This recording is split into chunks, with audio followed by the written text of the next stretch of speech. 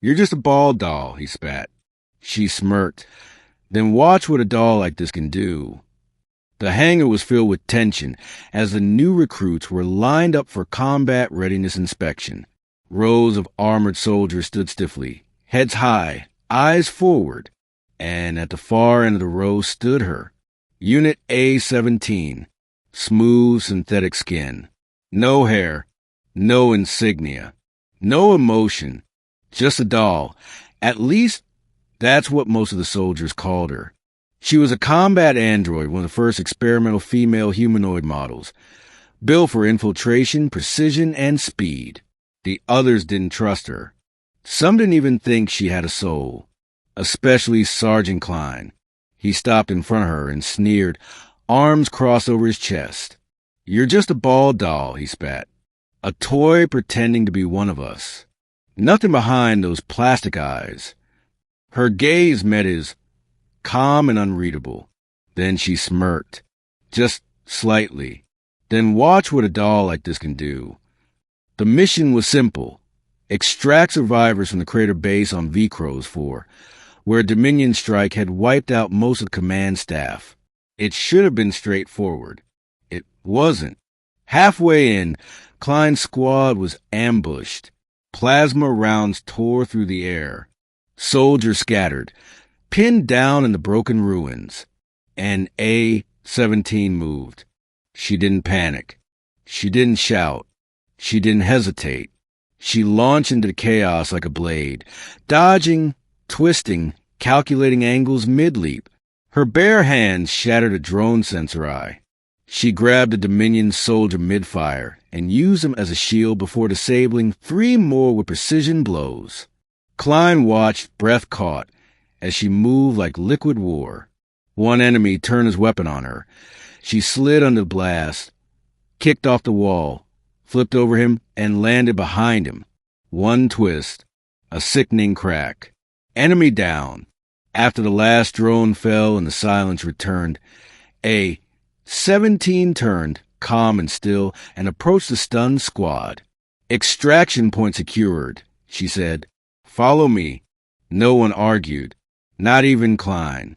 Back aboard the ship, Klein sat in silence, watching her across the med bay as she calibrated her damaged limb. You could have let me die back there, he muttered. She didn't look up. I was ordered to retrieve all human assets. He frowned. So that's all I am? An asset? She paused. No, you're my teammate, she said finally. And you were wrong about me. Klein leaned forward. Were you really? She met his gaze, her voice lower now. Not a toy, not a machine, not fully human, either, but I was designed to choose. Choose what? Who I become. That silence him. Weeks passed, missions followed, and every time A-17 proved herself, not just with her combat skills, but with her decisions. She saved civilians, protected wounded, took blows meant for others, and people stopped calling her a doll.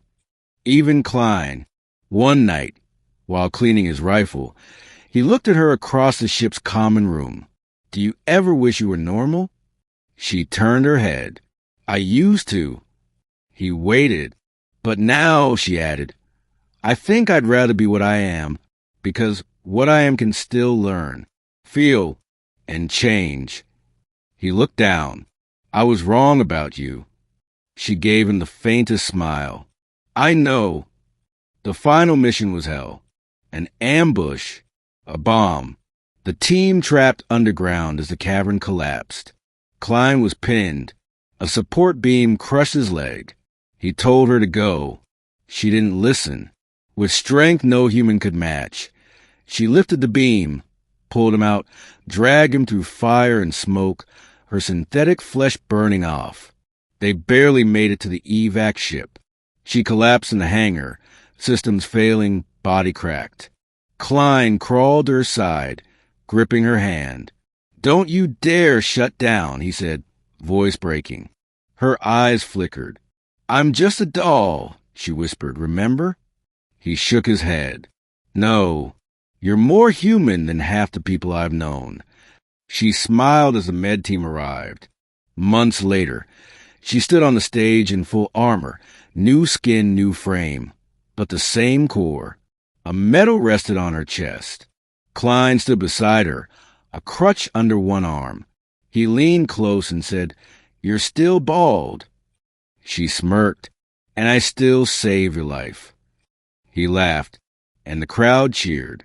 Because sometimes the soul isn't made of flesh or blood, but choice, sacrifice, and the fire in a fighter's heart.